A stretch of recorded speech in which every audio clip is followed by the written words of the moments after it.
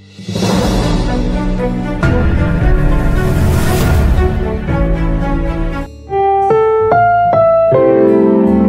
programang ito ay rated SPG. Striktong patnubay at gabay ng magulang ang kailangan. Maaaring may masiselang tema, lengguwahe, karahasan, sexual, horror o droga na hindi angkop sa Welcome back mga ka-episode plus at narito mga dapat nating abangan dito nga lang sa abot kamay na pangarap kung saan patuloy nga nililin lang nga nito ni Moira itong si Lynette. Kaya naman ngayon ay parang paniwala na nga ang lahat din sa nangyayari kay Lynette kung saan parang nasisiraan na nga ito ng ulo. Kaya naman dahil dito ay nahingi na nga ng tulong ito si Lynette kay Doc Benitez dahil na nga rin sa nararanasan nga niya. Sa kabilang banda naman niya ay magkakaharap na nga itong si Giselle at ang bagong karakter nga kung saan nga nanggagalaiti nga sa galit nga itong babae kay Giselle dahil kung siya nga raw ang nagplano ng pagkidnapin dito nga kay Lolo Pepe ay hindi niya gugustuhin dahil mas gusto niya pa nga na mas mapahamak nga itong si Giselle.